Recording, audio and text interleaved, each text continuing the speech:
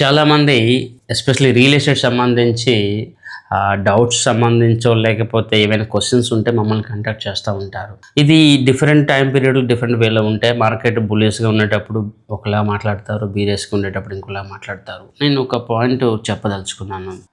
మీకు మార్కెట్‌లో రియల్ ఎస్టేట్‌లో గానీ ఇంకెక్కడైనా ప్రొడక్ట్‌లో ఇన్వెస్ట్‌మెంట్ చేయాలి అంటే అడ్వైజరీ యొక్క నీడ్ చాలా చాలా ఇంపార్టెంట్. కానీ ఈరోజు ఎవరికి అడ్వైజరీ లేదంటే సలహా అడగాలో ఎవరికి కూడా తెలియదు. చాలామంది బిల్డర్ దగ్గరికి వెళ్ళి సలహా అడుగుతా ఉన్నారు. బిల్డర్ చెప్పిందో లేకపోతే మార్కెటింగ్ పర్సన్ చెప్పిందో నచ్చి దాన్ని సలహా కింద కన్సిడరేషన్ చేస్తూ ఉన్నారు. మరోవైపు ప్రొఫెషనల్ అడ్వైజర్ దగ్గరికి వచ్చి ఫ్రీగానే సర్వీస్ తీసుకోవాలనుకుంటారు. ఒక వ్యక్తి ప్రొఫెషనల్ అడ్వైజర్గా ఉంటున్నాడంటే ఆయన ప్రొఫెషనల్ అడ్వైజరే, సేల్స్ మెన్ కాదు. ప్రొఫెషనల్ అడ్వైజర్కి ఫీజెస్ పే చేస్తే మీకు ఇంకా జెన్యూన్ అడ్వైజరీ మీకు వస్తూ ఉంది. కానీ చాలామంది ఎస్పెషల్లీ ఇండియన్ ఇన్వెస్టర్స్లో నేను చూస్తూ ఉన్నాను, ఈవెన్ ఎన్ఆర్ఐస్లో కూడా చూస్తూ ఉన్నాను, ప్రొఫెషనల్ అడ్వైజర్స్కి ఫీజెస్ ఎందుకు ఇవ్వాలని చెప్పి ఆలోచనలో ఉన్నారు. ఇక్కడ రియల్ ఎస్టేట్లో అడ్వైజరీ అనే కాన్సెప్టే చాలా మందికి నచ్చదు. కానీ మీరు జెన్యూన్గా ఇన్ఫర్మేషన్ తీసుకోవాలి, మార్కెట్ని స్టడీ చేయాలి. ఇవన్నీ కావాలంటే టైం స్పెండ్ చేయాలి, రీసెర్చ్ చేయాలి, ఇవన్నీ చేయాలి. ఇవన్నీ